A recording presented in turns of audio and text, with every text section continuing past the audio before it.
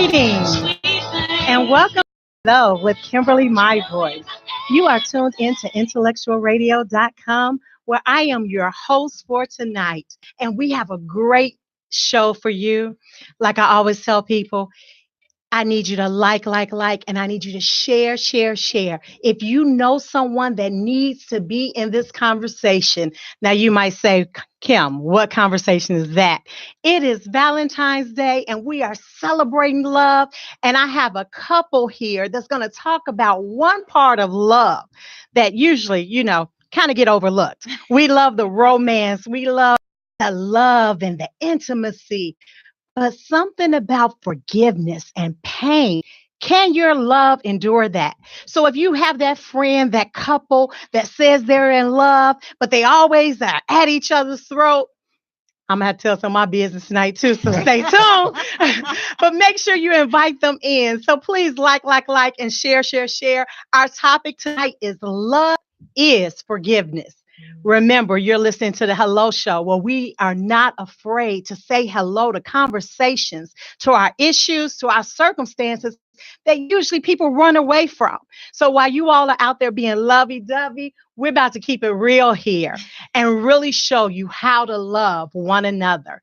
I'm your host, Kimberly My Voice, and you are listening to Intellectual Radio. And tonight we are about to start I have a lovely couple with me.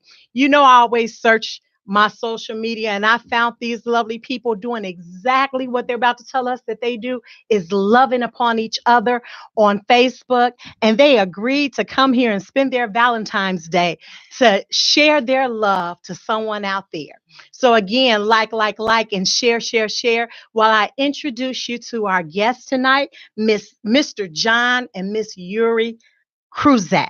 Did I say that right? I did. I said it right, just how it's spelled, Cruzat. So I'm just going to have you introduce yourself just as modestly and humbly and wonderfully, as luxurious as you all would like to, or whoever wants to go first. Go ahead. Okay. It's your mic. Well, thank you so much for having us, No Kimberly. problem. I love your spirit. I love your energy. You have just been an absolute, just friend and fan in this whole process. Yes. So John and I have been together, I guess now going on 11 years. Woo. Yes. We have 7 children between the two of us. All We're right. a combined family. We keep it real. This is our 3rd marriage each. Oh, they already telling my story. Wait a minute. All right. And but it has been a journey, obviously. But what brings us here is our book, 7 Days of Forgiveness, and which was laid on our hearts a couple of years ago to do, which is a whole nother probably conversation. We'll get there. But it was at the heart of it is our need to be able to have these combined families work. Yes. And when you talk about blended families, this idea of forgiveness had to be at the source of it. So, like I said, we've been together for 11 years. We're both ex-corporate people. John is ex-military. He served his country for 20 years. All right. Thank you. As a combat soldier. That's actually how we met, with being at work. We've both been in the diversity space, been chief diversity officers or led diversity initiatives for multinational corporations and for nonprofits. And I guess that's about it. And we love God and we love each other. And love each other. Yeah. That's what matters. Okay, John, let's just hear your voice before we really start the conversation. No, what do you have to say? She covered most of the important stuff, but I think what drew me to this work most of all was just seeing relationships work. Because when things are going well, there are really no challenges, nothing that you have to work through. It's only when things get really tough that you know where your relationship stands and if it will survive the long haul. So I knew, and I think in some senses she knew also, that forgiveness was at the core of that. Yeah. Not just saying the words, but really releasing the resentment and being able to move forward toward reconciliation, if that's the goal. Yeah. Wow, that's good. So before we jump into your 7 days of forgiveness and you share your story, I always try to get some background. Sure. And the reason I like that, because I know I have people out in the audience, and I've always been that person when you look at people on TV or look at people and you're like, oh, wow, they're there. And you just envy and you marvel at where they are, but you can never make the connection. Can I myself be that person. Sure. So I try to get background to pull in my audience so they can start identifying where they are right now. Sure. And they can humanize you guys. Because, we see all this love up here and you're going to talk about forgiveness, how you don't hold resentment, and how you just love. Yeah. Because I was done with them for a minute. Okay. All right. So that's what we're going to say. So I'm going to start at this point where you said both of you guys' third marriage. So before you even get into this marriage and learn how to navigate, how do you let go of marriage 1 or marriage 2? So let's talk a little bit about, maybe some downfalls or maybe some stuff you brought from it. Like, what did you bring? Just however safe zone, and how deep you want to go. And tell me a little bit about first marriage, second marriage, before you even thought of a third marriage. Yeah. You want me to talk about your first one. You always make that seem like such a short story. Because it was a short story. It was a short story. Yeah, it was a real short story. It was a year. Okay. It was my college sweetheart, who I actually broke up with in college and then met after college, and probably should have just discontinued the relationship. Good guy. But we both were young, 22 years old. You really don't know, haven't navigated life. But on paper, everything looked okay. Yes. And on the outside, everything looked okay. So it was natural that the two of us would get married. And I'm telling you, and Mama Dixie did it out too. I'm the youngest of 8. Oh, yes. Right. She laid it. So she laid it all out for you. She is the event planner, and I love her for that. She's 88 years old, Mama, if you're listening in California. And she, I really allowed her to just, I think, have the wedding that she wanted to have, to be honest with you. Mm-hmm. And I just yielded. But when it was time for the marriage and stuff had to, actually be worked out, we just didn't have the tools. We didn't have the schools. We didn't have the skills, the tools, and all we did have was anger. And that's what I was going to ask you. Yeah. So what did you walk away from that marriage with? What type of anger? You know what I'm saying? Yeah. Like what baggage, I'll say. Sure. I think resentment, distrust. And also, I've always been a person that had a relationship with Christ. My parents really instilled that in me, but I really didn't know what I didn't know then at 22. And I was just asking God, why? And then my conversation shifted and it said, what did this mean for me? So I had to take some time, about 7, 8 years before I was able to even think about, actually about 6 years, to get back into another relationship, and that's my second marriage, which I have 2 lovely children, I love them both. They are that marriage. I think we tried to work at it a little bit more mature, a little bit, but I still brought some scars with me. I think I forgot to be the woman that he fell in love with. If I were to just own my own stuff, yes, I started to mold myself. And I think as women, sometimes we mold ourselves into thinking what we think our husbands want, rather than staying true to who we are. And after a while, I started to resent him for changes that I made. Come on now. Yes. If I'm real, and I had to own my own stuff.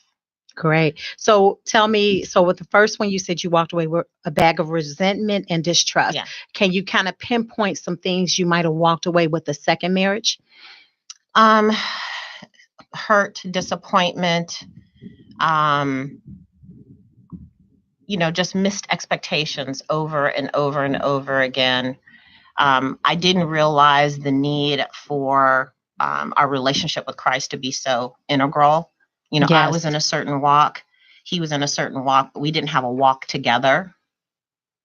And that was really, I think, crucial. That unequally yoked thing is real. Yes. It's very real. I'm not trying to be religious. I'm being really honest with you. Mm-hmm. The compatibility of, how to deal with anger, how to deal with arguments. Because it's not as if John and I don't fight. It's just that we've learned how to fight fair. Yeah, I can't wait to get to that part. Yeah. Yes. Yeah. We don't fight that often now, right. But, seriously, we've just we did, though. Yeah, we did in the beginning. Oh, great. I can't hardly wait to get to that teaching part. Okay, John, tell us a little bit about some of the things that you experienced and maybe you walked away once that divorce happened. Sure. Unlike Yuri, my marriages were relatively long. My first marriage was 15 years to my high school sweetheart. And it was during my military career. And after some combat experience, I came back more broken than I thought I was. And, when you transition in and out of those environments, you don't really know what you're doing to your family when you come back. So I take responsibility really for both of my marriages. You try to be the man that they need. You try to be the soldier that the government needs, but these aren't really two compatible spaces, because you often try to leverage the skills you learn in the military at home, and it just isn't. It's like, wait a It's minute. not real. It Mhm. doesn't work. So she had to leave. It was the only thing she could do, because she wanted to survive, be happy, and make sure my children were safe. Second time around, I had retired from the military, but I was still carrying the scars.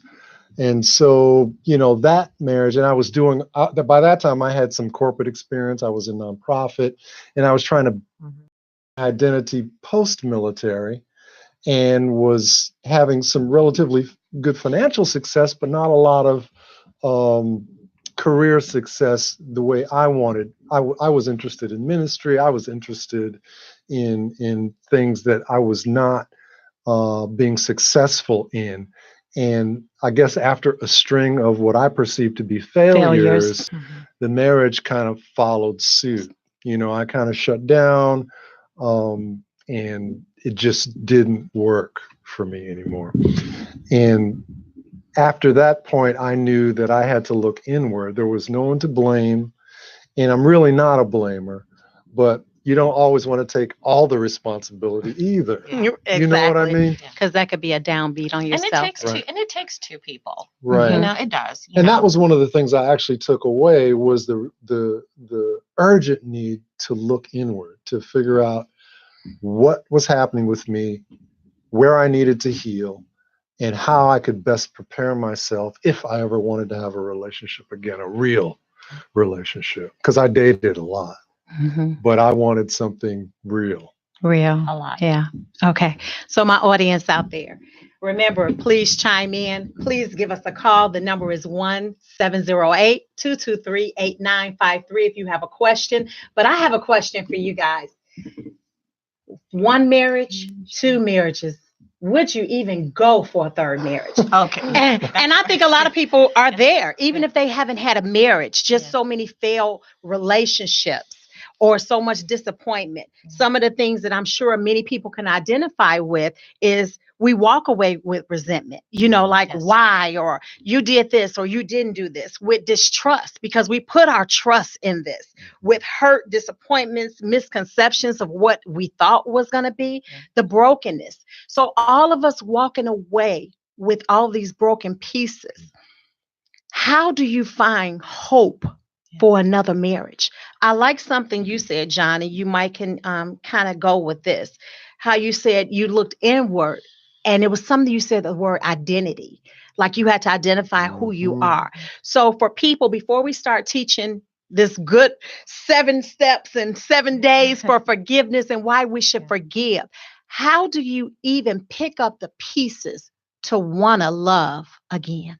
I would love to not talk about forgiveness for a moment, but the only way I could move forward was to forgive myself, because I had made the lion's share of mistakes. So forgive yourself, though. I like that. That was the key for me, because there is no real reset when you have a wake of damaged people in your relationships. I mean, people hurt people, particularly if you're already hurt yourself.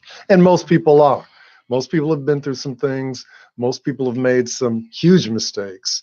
And you're destined to kind of carry that forward into your next relationship if you don't look inward, kind of check yourself, release yourself of the resentment you have against you, so that you can move forward in a fresh way and present the best version of you in your next relationship.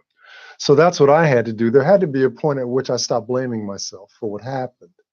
So I had to forgive myself, release myself, kind of do a reset so that I can move forward and be the best version of myself, so that when love presented itself, which is what I wanted, I'd be ready, or as ready as I could be at that time. Yes, great. So what about you?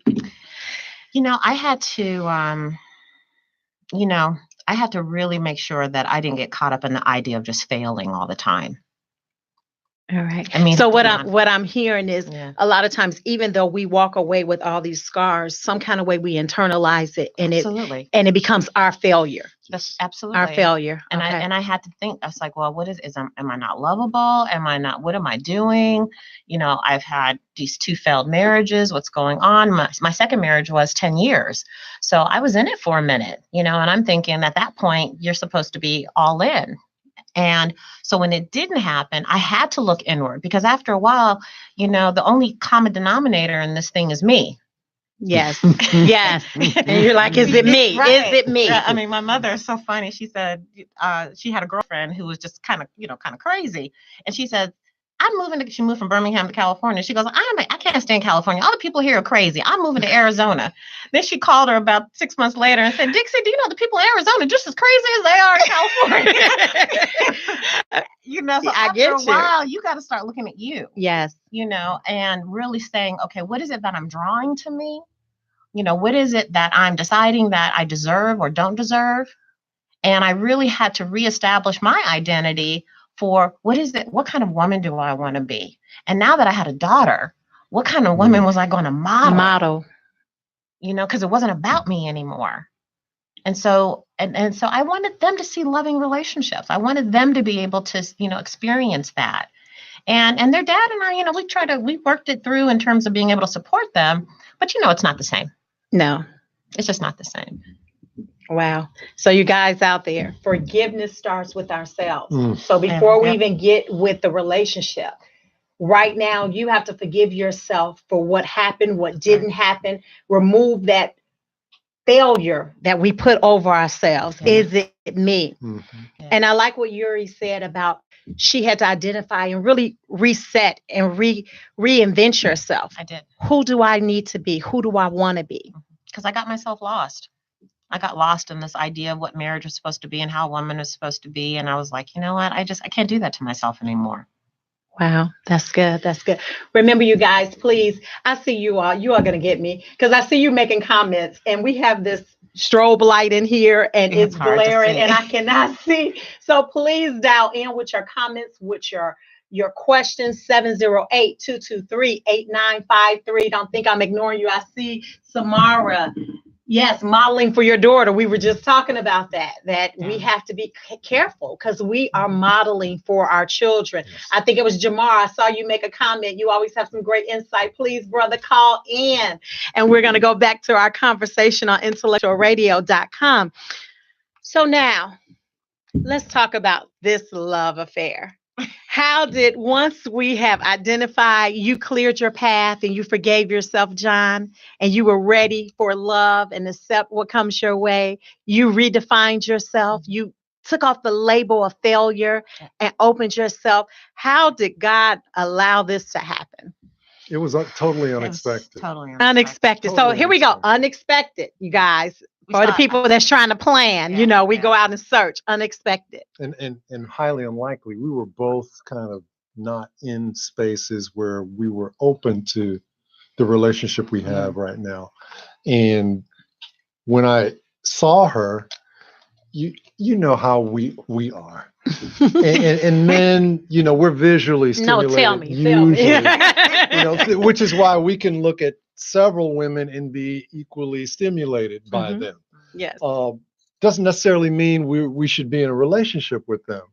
But when I saw her, she's obviously a striking. Yes, beauty. But it was when I got a chance to talk to her that I realized this was somebody that I wanted in my life, or that I would feel badly if they weren't in my life. Or you start to imagine how terrible life would be if you lost contact with them. So let me be real. Be real. We were at a conference in Atlanta. Okay. And at the time, John was living in Colorado and I was living in Chicago, but we were at this conference in Atlanta. Must have been about 2,000 people. And they sat him at my table. Random. Just randomly. Totally random. Never met. But the people at the table all knew John and I didn't know him. And I was looking for other people that were supposed to be at the table. And I'm trying to figure out, who's this brother? I don't even know who he is.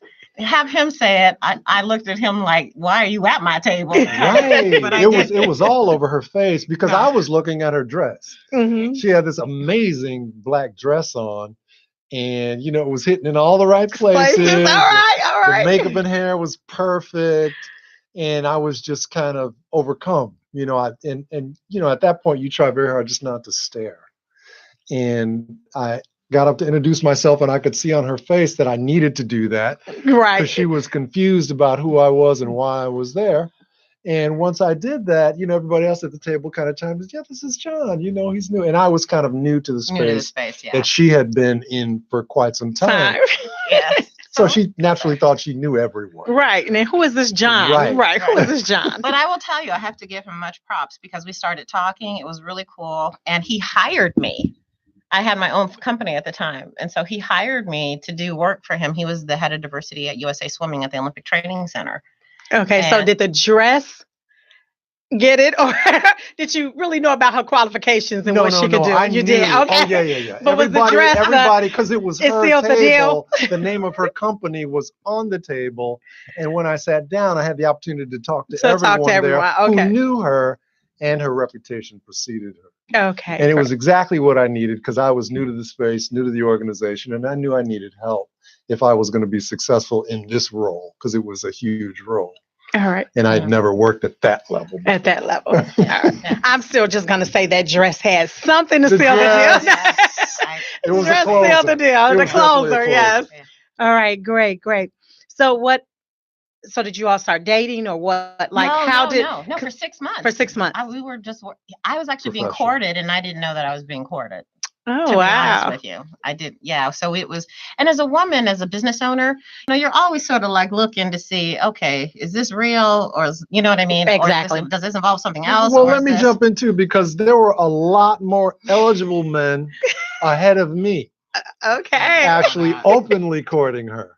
And I was aware. So I wasn't trying to enter into some competition with these guys. And I don't know that I actually was in a courting mode, although I was hopeful. I was hopeful, although I knew that at some point one of these brothers that I was aware was really jockeying for her attention would probably ultimately prevail because I wasn't even in the running. Yes.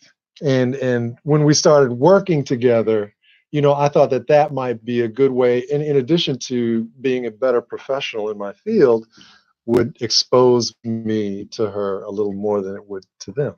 And something just shifted. I have to be honest with you. It was about 6 months in. I'd been back and forth to Colorado. He'd been back and forth to Chicago. And anytime he came to Chicago, he asked, hey, you want to come hang out? Blah, blah. We were never alone. Mm-hmm. We were never. So I was like, cool. We're just friends. And I didn't think anything of it until he came to Chicago for his birthday. And I remember him texting me saying, hey, why don't you come meet me in Oak Brook? And I said, oh, are we alone? And I don't know. I'm not even sure why I asked that. Right. And he said, no. He said, oh, no, my sister's going to be here. My nephew, Fred, is coming by, blah, blah, blah. Well, there were two reasons for that. Number one, I was terrified to be alone with her. Because I didn't want to make a fool of myself, nor did I want her to be uncomfortable because we were still working together. And so I remember feeling disappointed. And I said, why am I feeling disappointed? And I kid you not, when we were at dinner, the waitress asked, oh, how long have you all been married? Wow. We were sitting next to each other, just like we are now. Yes. And we were like, we're not even, no, we're friends, And that night, literally, we stayed on the phone till like 4:00 in the morning. And just when we talked like the whole night. Because I actually wanted to come by. And I couldn't do it. He said, no, you just go home. And I was thinking, I was like, okay. I was saying I was tired. I was coming up with every reason why we should not be alone together.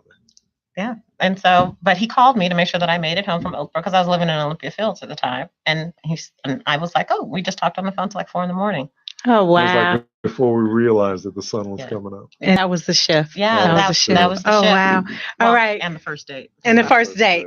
No, the first date is what he asked me. It was pretty amazing. So he asked me out of the country. Oh, wow. That was the first date? Yeah. See, I was about to jump and let's go forward, but let me just say that part. The first date was out of the country with me. Some people may have heard our story, but yeah, the first date he said, would you meet me in Malaysia? I never thought she would come. I was and I did. expecting a rejection because I was going to laugh it off like I was just joking. Wow. But the phone got intensely quiet, and I thought I ought to wait because this thing could swing in my favor. And Wow. Oh, wow. You are hearing it here on Intellectual Radio. You didn't have to turn to Lifetime to get that great romantic story. You're hearing it right here. So we're about to take just a short break. And when I come back, I want to kind of do that jump. And let's talk about your marriage. Sure. You know, the standards and boundaries that you all have created. Tell us some of the real stuff, and then start bringing us into how God had you formulate this 7 days and how he allows you to stick to the program as you're teaching others Yeah. to forgive and love. Moment by moment. Yes, moment by moment. All right, you are listening to IntellectualRadio.com with Kimberly, my voice. Our sponsor tonight is, you know it, you got to see it to believe it. I have on my bling tonight. I had to do the upgrade. It's a special day. So this is a $25 set. Remember, you could get sets as low as $5 that are nickel-free, lead-free. You can also be your own business owner. So make sure you check out Juanita at www.YouGottaSeeItToBelieveIt.com, Facebook, Instagram, Twitter. She's there. She's going to pin her site, and hopefully she has a party after this. So let us know, Juanita, if you're having a jewelry party. So there it goes. So we can buy some bling. Again, if you're listening to this, maybe your potential client, customer, consumer is listening as well. So if you want to become a sponsor of Hello Show, please email me at KimberlyMyVoice@gmail.com. Talk to you soon. Let's get back into our conversation. Hey, now. Yeah, you know, I can move just a little bit.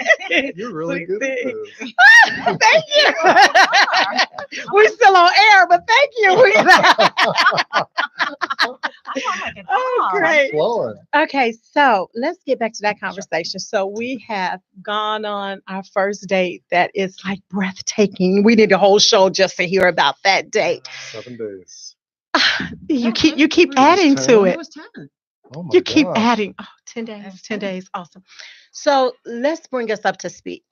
So how did this ministry, how did this marriage, how did this forgiveness come into play? So wherever you want to take us. Oh, wow. Well, I'll just cut to the chase. You know how when you get married and you want everything to just be perfect? Yes, it's supposed to be. It's supposed to be, right? It's supposed to and be. we did everything so unconventional. I literally sent a text out on Sunday and said, "Hey, y'all, if you're in town on Friday, swing by the house. John and I are getting married." That's literally what I did. I sent a text. And they showed up. And they showed up. We had like 60 people in the house. And it was just wonderful. And it was just relaxed. It was beautifully done. We're still going to have some style now, but it was family. It was close friends. It was people who had been a part of this journey, for at that time, 2 years, because we commuted back and forth for 2 years between Colorado and Chicago. But we made an agreement. That was one of our first agreements when we were dating, that we would never leave each other and not know when we would see each other again. Because long distance relationships can be tricky. Yes, it can. And so in order to sort of build trust and sort of what we call rules of engagement, we said, you know what, let's make sure before we leave, we know when we're going to see each other again. And we had some bumps along the way. Yeah, we had bumps. We're not even going to pretend like it wasn't a challenge. It was.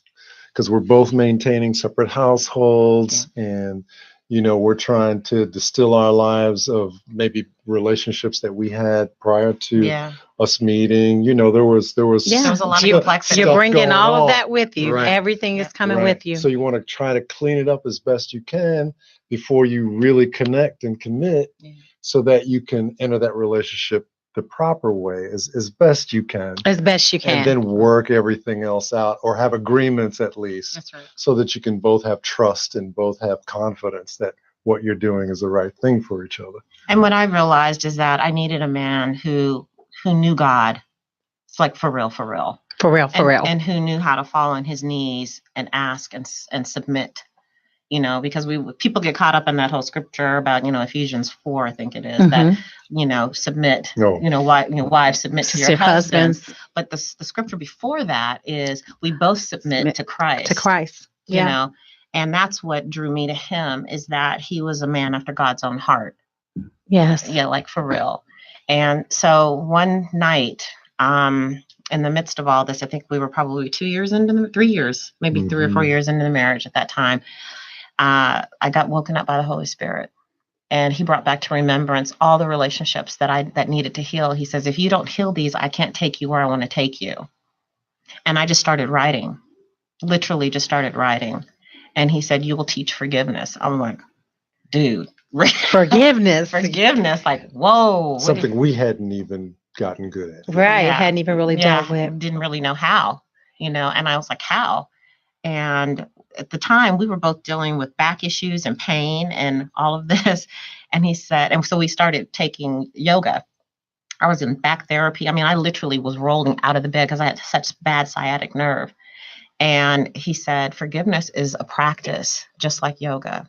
It's not automatic. Wow, that's good. Forgiveness is a practice. Right. And you're taking me into what I was going to ask you. What is forgiveness? Mm. What is forgiveness? Can we really have a definition? That's one thing that I'm always doing. If God speak a word to me or just tell me something, even though in my own mindset, I know it, I've experienced what forgiveness is, but to actually get a concept of what it is and truly what it's not. Right. That's exactly right. So can we kind of define and give that to our audience? What is forgiveness? Because they can walk away like, yeah, I'm supposed to forgive. But if you don't, like you said, it's a practice. But what am I practicing? What are the steps? And that is probably the best question you could ask. Thank you. You said I was good at this. Yes, I'm good. I'm good, you guys. Because there's a lot of quasi forgiveness. Like I'll forgive you, but I won't forget what you did. I know that's me. As if you can release a memory offense and still hold on to the resentment. Well, that's not forgiveness. The Bible is very clear on how God forgives. He throws it as far as the east is from the west, never to be remembered again. Now, we don't have the capacity to forget in that sense, but releasing all the resentment, the residual emotion, so that if you saw the person or have a thought about the person, if they're deceased or what, because some people are dealing with issues from people that have gone on from the grave, still angry, right, still hurt, still wounded by what happened to them. But it's a voluntary decision to actually wish that other person well. And I know that is like, you can't even get your mind around that because of the hurt, especially because like, well, you don't know what they did to me. Exactly. But the thing is, as a believer, and I have to be, we just have to be real about it. If you don't forgive, God can't forgive you. And I cannot even imagine allowing someone, and they're crazy, to stop me from having my intimacy with God.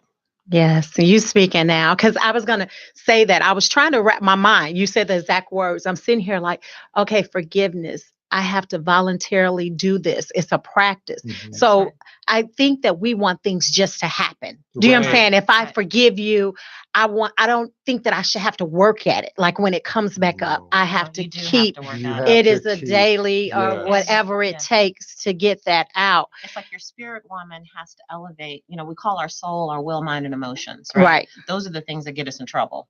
The will, mind, and our emotion. Okay, because they can go crazy. They can go left or right. They have no they're not governed by anything. I like that. They're not governed. So our spirit has to govern our soul. And so when you elevate your thinking around, okay, when I think about who I am spiritually and who I am in God, he's going to break that. He can't forgive me if I'm holding on to something for someone that I resented and didn't, and I'm like, they're not going to change. The forgiveness is for me. Yeah. That's the misconception. I have to make the decision that I wish that person well, that I have to meet them where they are, that I have to extend the grace that I so much want and need and also require often. Okay, so I get forgiveness. There's some people that I forgave. But how do you combine forgiveness with love and relationships? And the reason I say that, because now I have to go to bed with you. I have to get up with you. How do I keep it when you're constantly there? Or if you do something to trigger it? Do you know what I'm saying? So that forgiveness piece, when it comes to relationship, it seems much harder because it's always in my face. Or, if the behavior hasn't already changed and altered. Like, how do you hold on to that? Because I'm good at forgiving people, but those people that I don't even talk to anymore, I forgive you. If I saw you, I wouldn't fret. I will help you, you know. Because forgiveness isn't reconciliation. And that's come on now. You don't want to conflate the two. Okay. It's a step toward reconciliation. If needed. But if needed. If you're not safe with the person that you need to forgive, you definitely want to forgive because that's for you. You have to be free. But you may not necessarily need to reconnect with the person that hurt you because they haven't healed. They haven't grown. They may put you at risk. And they can put you at risk. And so the trigger. That's a decision you have to make once you've released them. Yeah. Once you release them. Because the triggers are real. And so, but what you have to understand is that what's more important, the report of the trigger for you or God's report of peace? Okay. You know what I mean? What outweighs your emotions? You know, that the peace of God, knowing that I can be in relationship with him, or I'm going to hold on to this because I still need to be right. Yeah, I still need to be right. You know, now, the forgiveness has to exist because an offense happened. Exactly, because something did happen. You're not erasing that something happened. It's real. You did hurt me. You did hurt me. You did. I did feel betrayed. Whatever it is, that's real. So forgiveness doesn't let them off the hook of what they did to me. It doesn't remove accountability. It doesn't remove accountability. No, it doesn't remove accountability. If you need to sue somebody, do what you need to do. I mean, the word tells us, you know, in business, be men, be women, do what you need to do. It's correct. Right. But it is the wholeness and the space that you come from in order to do it. If you're holding on to resentment, worry, doubt, fear, you're letting that override everything else that is about the promises of God. Yes. And actually, Bobby Lewis just said it right here. Hey, Bobby, forgiveness is not earned. It's a gift. It's a gift. I love it. I see you, and we received it. Yes. Thank you. Yes. Thank you. So I guess I'm still trying to see how this forgiveness fits into love. And you all are going to have to bring me a little bit into your world. Mm-hmm. Because again, if I have to sue them, if I have to dismiss myself for them, but if I'm married to them, that's right. How do you have an example or, you know, how you really had to press in and fight against that emotion? Because it seems easier said than done, especially if I'm still offended, if I still feel like, how do you make that reconciliation when you need to? Because this is your husband. Mm-hmm. So this forgiveness needs to come with reconciliation. Mm-hmm. How do you practice that type of forgiveness? The Just Breathe practice. Right. Okay, come on. Let's take us into the book. Take us everyone knows that we should forgive. Yes. But not everybody knows how to do it. I'm a person. I don't know how to. That's what our book is about. When it's a relationship, when it's so intimate. We had to answer that question. Yeah. We got the answer. It was gifted to Yuri, and she wrote it down. Okay, tell us. Come on, teach us. Just breathe practice. Just breathe practice, you guys. Breathe. So B is begin in the spirit. The word breathe. The word breathe. So begin in the spirit is you have got to capture 2 to 3 what we call go-to scriptures that help to level your emotions so that you don't have your crazy go from 0 to 60 in 5 seconds. And this all presumes that you have a relationship with the Lord. Yes, exactly. You have to. I mean, it's this a given. Case. In this case, right. The R is resist making it bigger. Woo. And so, I think I do the opposite of all this already, but okay, I'm learning. Yeah. So resist making it bigger is the ability to compartmentalize. Because when you start having your triggers, right, and you'll start saying, you know, he's doing the same thing over and over, that means that you haven't really forgiven those past offenses. Woo! But wait a minute. That you're stacking. I was taught that you're supposed to look and learn when people show you who they are. Do you know what I'm saying? To have wisdom, believe them, like all these. You know, I got all this wisdom from Facebook, from the postings. Right. You know? But go ahead. But when you are in a relationship with your husband, and they are really looking out for your best interest, and you're looking out for theirs, that has to be an established baseline. It's a real relationship. It's a real relationship. It's not anybody trying to get over. It's not anybody trying to pimp somebody's emotions. It's not an abuser. It's not a manipulator. Just being real. Yes. And it doesn't mean that those abusers and manipulators can't be transformed, but there has to be a willingness in their spirit to recognize and see their own hurt that they're causing and imparting on someone they're supposed to love. Right? Yes. We created rules of engagement to get through it. Just like we did when we were dating, we had rules of engagement when we got married. We had a thing called Real Talk Mondays. I love it. Real Talk Mondays. And that is that you could bring anything to the table on that Monday, and with the intention of it being resolved. And you have Not to just listen. And you have to listen. to rant and Not a rave, rant, but no. we're going to resolve We're this. going This to is Right. something. resolve I this. love Always it. the intention. That was always the intention, that we're coming, We and gotta you fix just and you this. had to battle it How out. can we fix this there. together? Oh, I love it. You all hearing this? You better get that Real Talk Monday going. I got you. Go Seriously. ahead. Yes. No thin skins No on thin Monday. skins. You had No to do thin it. skin. And Oh, I love so what Real Talk Monday became the practice, and then it got into Real Talk Tuesday when it just became the way we talked. it. Love it. And that's what it is that people get so stuck in how they deal with reactions of offenses that they don't know how to do anything different. At some point, you have to say, you know what? I don't like the way I feel anymore when this person says this to me, and I need to let them know why. And they have to own their stuff. And there has to be a mature ownership in the relationship that says, you know what? I'm not going to hurt this person anymore like that. Yeah. And so that Real Talk Mondays created the safe space and platform for us to be able to really get out what we needed to get out. And these are adult relationships. This is adult These are- relationship. These are Yes. real. This real. grown This folk grown folks relationships. stuff. Not- Grown folks Kids don't conversation. do this. Yeah, one. we also talked about you're not going to be in a relationship with anybody that you've slept with in the past. Oh, wow. Yeah. That's it. You know, I'm glad that they're friends. I'm glad that they're cool, but no social media interactions with them, no conversation. That's just it. You know what I mean? And I mean, we're talking like if you were 15, 16 years old, you know, you Exactly. should, you know, that's something. We're talking about when you had adult relationships, right? You're just not, you want to create a safe space and trust. I with like your- that. Create a safe space and trust. I love it. Yeah. All right. So we're going to go back to the breathe. Okay. We did B, begin in the spirit. To level out your emotions, at least have 2 or 3 scriptures. Resist making it bigger. Compartmentalize. Compartmentalize. Don't stack. We call Don't it stack. stacking. Okay. Stacking Deal with old the stuff. one thing With that the- you're Right dealing here. with. Right. So even though he did that last week, I can't go back and like you did that last week or the week before.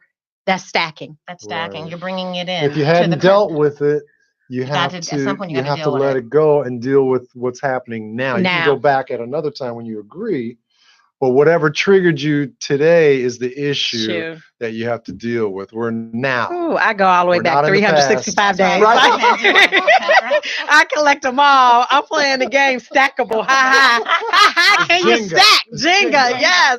And it's just as volatile. Yes. Yes. Okay. So let's go to the next one. You wanna go evaluate it? Evaluate your emotions. You have to know how you feel, and then you have to understand that you really can control your emotions.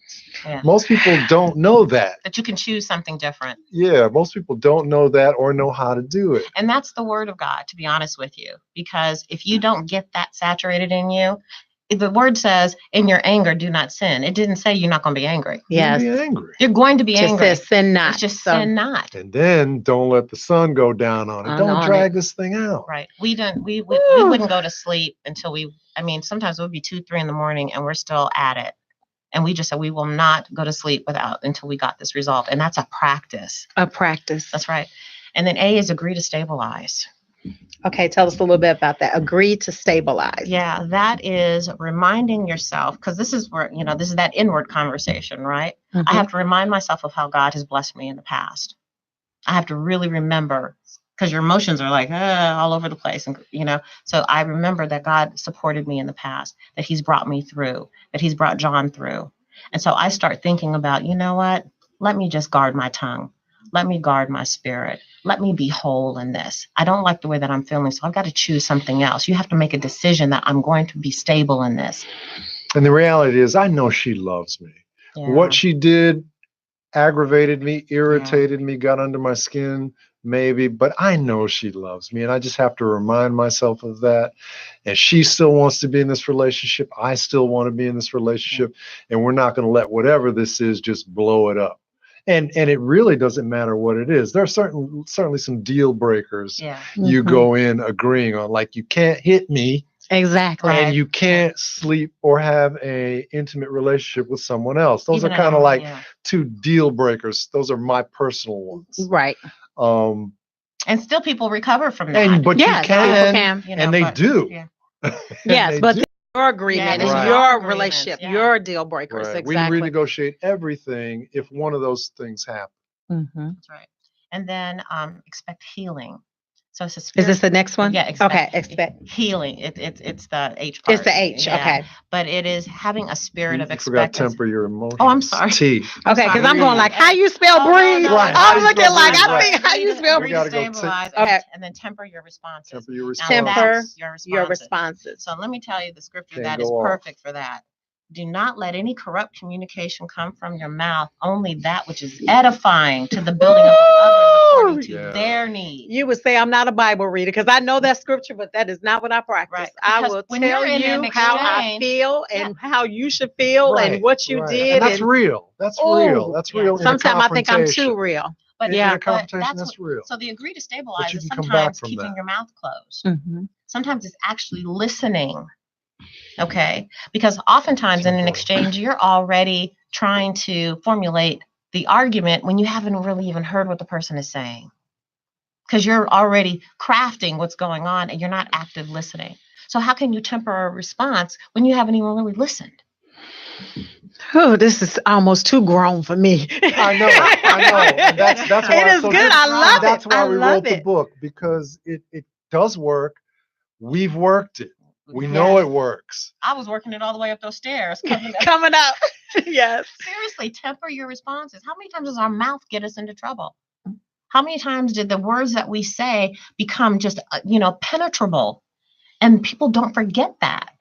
And if you're not mature enough to say that they were just in a rant, you're stuck with that. And then you have the other side of the coin where people are just hypersensitive. Yeah. Anything you say, if it doesn't agree with their point of view, they're offended.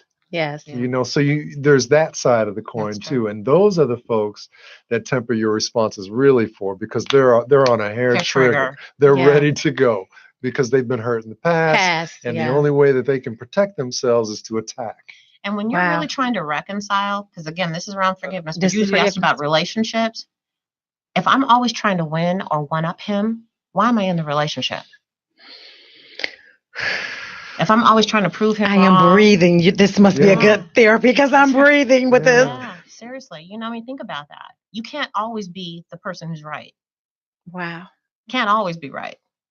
98%. 95. Okay.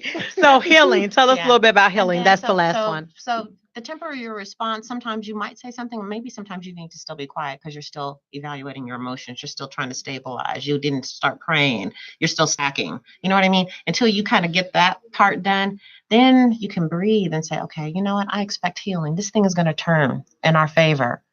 God is at the center of this, and God is love at the heart of it. Mm-hmm. And the spirit of It's expectancy is kind of what activates all that. If you don't believe the word, it's not going to work for you. If you don't believe that this practice will help your relationship, it won't.